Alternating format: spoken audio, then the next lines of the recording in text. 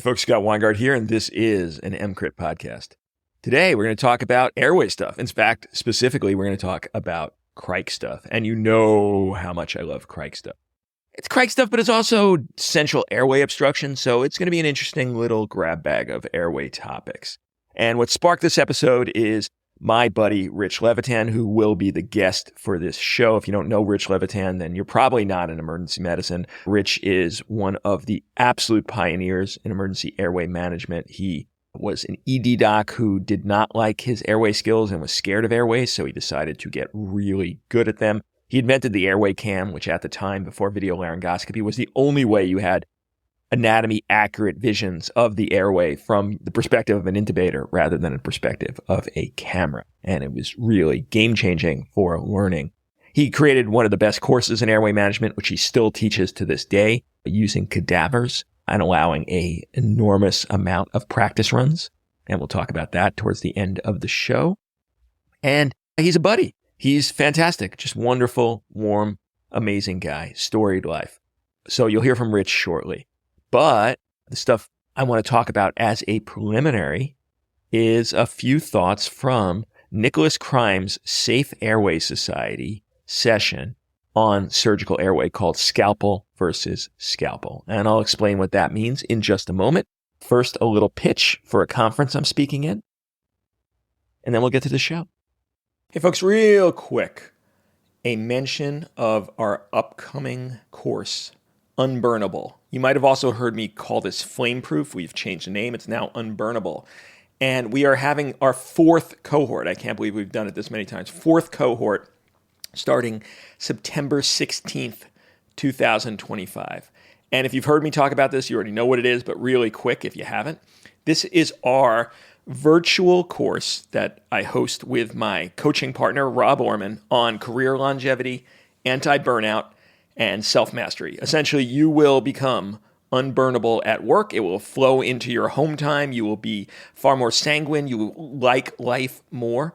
You will start kicking ass. You will start wanting to come into your shifts rather than dreading it. Sunday nights will no longer be a disaster if you're working on Monday.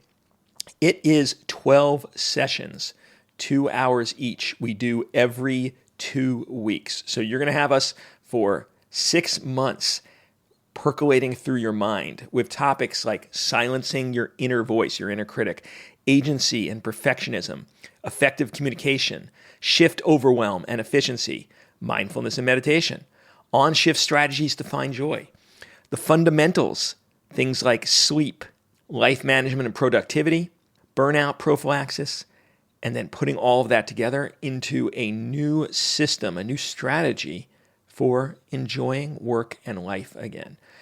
Everyone who has taken the course has given us positive feedback. For some people, it has been truly career-changing. And I think you at least owe it to yourself to check it out. If you are currently in the throes of the beginning or mid-stages of burnout, then you should take this course. If you never want to get to any stages of burnout, you should consider taking this course. So just come to Unburnable Course. That's one word. Unburnable course, because it's a course.com. Unburnablecourse.com. Check it out. Look at the topics, look at the dates, see if this works for you. They're all recorded, so if you have to miss some of them, it's not a problem at all. You'll be able to watch the videos of your actual cohort and then still deal with all of the issues raised. There is a community that goes along with it. It's just friggin' fantastic. So if this interests you, come to unburnablecourse.com. All right, let's get to the show. All right, so what was this Scalpel versus Scalpel session? So Nick, who is an anesthetist, he created the Vortex approach, a guy obsessed with airway, just like I am. He had this session because he feels, and I think the opinion has swayed to agree with him, that we no longer need to discuss needle versus knife. Needle techniques don't work in real life. They work wonderfully in labs and cadavers, et cetera. They don't work in real life. They fail as put into the literature by many folks like Laura Duggan and others. And so then the question is, what scalpel technique should be taught? And so he assembled a panel of anesthetists, anesthesiologists, me representing emergency medicine, and I believe one other EP doc, and some ENTs critical care doc to talk about this. And it was an amazing session, had super good time, and some great points came up. So I'm going to discuss 3 points from that session. Then we'll go into Rich's interview with a Cric case in a patient with central airway obstruction. And then I'll add in some ending thoughts, and then we'll send you back on your way. We'll throw you out the door to go into the cold night from the warm enclosure in which we just spent about a half hour. So let's get to it.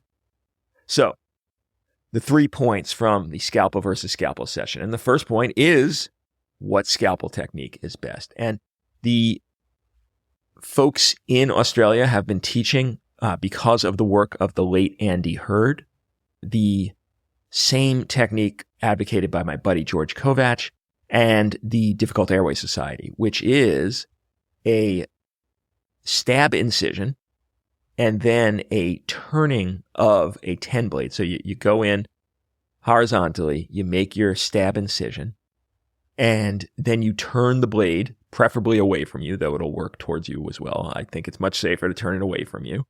And so you're rotating that blade within the cricothyroid membrane and then slipping a bougie alongside the blade. Now, when I first saw this, I just thought this is not a great way to go. The technique I use, which I'll discuss momentarily if you're not familiar with it, the scalpel finger bougie, just seemed markedly safer, markedly more confirmatory, and just a smarter way to go. It's blade agnostic, etc. But people seem to like this one, I guess because you don't have to get your finger in there and because you're having something stenting the hole. And we'll talk about why that doesn't matter so much. But this was the technique adopted by a bunch of, especially the anesthesia societies. Again, I think if you put a knife in their hand, they're going to get very leery about ever leaving the hole untended by something. And this was taught. And unfortunately, the experience on the ground in real life was it fails sometimes. And the way it fails is the exact way I perceived it was going to fail, which is that the bougie sometimes didn't go into the hole that you wanted it to. It went in through the skin and then goes wherever it damn well pleases. And that is a big, big problem. It's why I never liked this technique. Now, the other thing is when I was taught this technique, when I first heard about it, and I think the way that George was doing it, because he was the one who first talked to me about this, they were still making the vertical incision and then finding the membrane with your finger and then making the horizontal plunge cut with a 10 blade. And it has to be a 10 blade because the 11 blades are just not big enough to keep the holes adequately sized. And then you turn, you get a triangular shaped hole, and that shouldn't disappear. But I think the way that this was extrapolated to being taught to the anesthesiologist was actually as a one cut technique. So actually finding a palpable or visible cricothyroid and actually just going through skin and cricothyroid with the same plunge cut. This now seems even worse. And what was talked about at the session is, well, you need 2 techniques. You need one technique if there's palpable anatomy and another technique if there's not. And I'm like, 2 techniques for cric.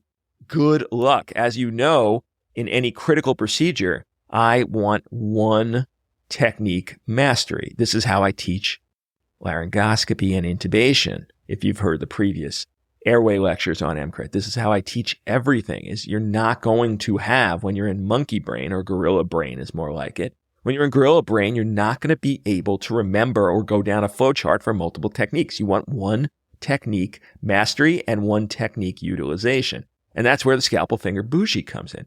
Scalpel finger bougie is one technique. Palpable anatomy, not palpable anatomy. It's one technique, 10 blade or 11 blade. It doesn't matter. And 11 blades are ubiquitous because no matter where you are, there's a code cart. And no matter which code cart it is, there is somewhere in there a central line kit that has an 11 blade. And that's all you need. So you're happy with an 11 blade, a 10 blade, a 20 blade. It doesn't matter. Anything that cuts will work with the scalpel finger bougie technique. But most importantly, scalpel finger bougie allows you to get your finger in the hole to guarantee the hole is big enough and then run the bougie over your finger so it cannot be misplaced into the subcutaneous tissue. And this is why I advocate scalpel finger bougie. Now, the technique's salvation that was posited is, you could still do this. What you do is you just use a Frova bougie and you'll confirm end-tidal CO2 before railroading the endotracheal tube or trach over the bougie. And I'm like, really? So now we're going to not just need a 10 blade, which is not ubiquitous. Go Cric on the floor and see what 10 blade they hand you. None. Go Cric in CT, see which 10 blade they hand you. None. But now you need a special bougie. You need a Frova bougie, but you just don't need the Frova bougie. You need the Frova bougie with the extra extension stuff that allows you to attach an end-tidal CO2 sampling tubing. This is just not going to work in real life.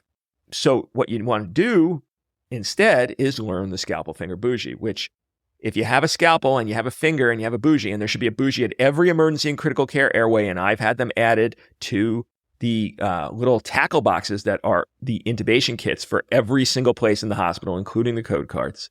So no matter where you are in the hospital, if you've set things up right, and you should definitely set it up to have a bougie in every single airway box throughout the hospital, then you were ready for scalpel finger bougie. Now, if you're smart, you'll go one step further and add a 10 blade to those airway boxes as well. And now, no matter where you are, you're able to do this. But scalpel finger bougie is, I think, a superior technique. And what I heard from Nick, and I don't know if I'm revealing any secrets here, is that the PUMA guidelines, the Universal Airway Guidelines, also created by Nick and buddies, will switch from the Andy Hurd technique, the twist the scalpel, to scalpel finger bougie, which I think is a very, very smart way to go and will probably save lives. All right, enough on that point.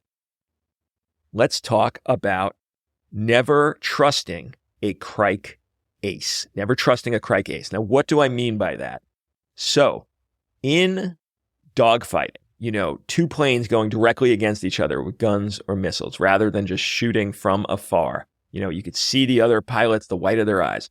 There's the concept of an ace. And an ace is a fighter pilot that has survived 5 dogfights. And what was discovered, they actually, did an internal study of this I believe it was the Vietnam War, but any of the military buffs or former Air Force folks will correct me, or I guess Navy pilots as well. But I believe it was the Vietnam War, they looked at this, and if you managed to get to ace, you were basically indomitable. You were not going to lose any dogfight because your opponents, the experience difference between 5 and 0 or 5 and 1, just extraordinary. Even though it's only 5 opportunities, extraordinary difference. You're going to win every single fight. Now, I guess if it was ace versus ace, it might be a different question. But if you were an ace, you were going to come back alive, which might not be the case for people who had lesser experience. Well, my understanding and experience on this is that Crics are the same. And so I don't want you trusting any surgical airway advice from people that have done 0 Crics is the first part of this. 0 Crics, don't trust them. And unfortunately, many people in the emergency critical care and anesthesia airway that are advocating various techniques, the needle techniques, this twist and scalpel technique, they have 0 Crics. And they've maybe done countless Crics in the lab. They've done countless Crics on trainers. They might have done countless Crics on cadavers, but they've done 0 real life Crics, and real life is all that matters for this. So if they've done 0, don't trust them when they tell you to do a Seldinger technique. Don't trust them when they tell you to do quick trach. Don't trust them. They are not good sources of information. But on the other hand, people who have done, and I don't know the exact number, but it's somewhere between 3 and 5 or more. So if they've done 3 to 5 or more, this number's probably 4 or 5 if I had to guess, just like the aces in dogfighting. If they've done, let's say 4, if they've done 4 or more Crics, don't trust them. They will tell you things like, you don't need anything, just use the scalpel, and then just jam your finger in there. You'll hear Rich Levitan say this. They will tell you, it doesn't matter, whatever you give me. And they're right. Whatever you gave them, they'll make anything work. They'll make the scalpel twist technique work. They'll make, just scalpel techniques work. They'll make scalpel finger techniques work. They'll probably even be fine with Seldinger or quick trach techniques, because once you hit this ace number, Cric ace, you can now make things work because you're no longer in a guerrilla mindset at all. This is no longer a procedure that really inspires fear. You have had the hands-on skill in real life. You understand how to work with the blood. It's just not the same. And, I'm in this category. Should you trust my advice? Well, I hope so, because what I've tried to do throughout my entire teaching is to remember what it was like. And, I don't have many gifts. I have many faults and many foibles, but I think one gift I do have is I can remember. And I think that's what makes for effective teaching on EMCrit is I remember my mindset states at each stage of learning various procedures, various ideas, various approaches.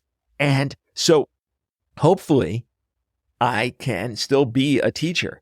But most of the people I talk to who have done a bunch of these, I listen to them talk and I'm like, that is crazy. You cannot take a first-time Criker and tell them, just stick a scalpel in there, you'll be fine.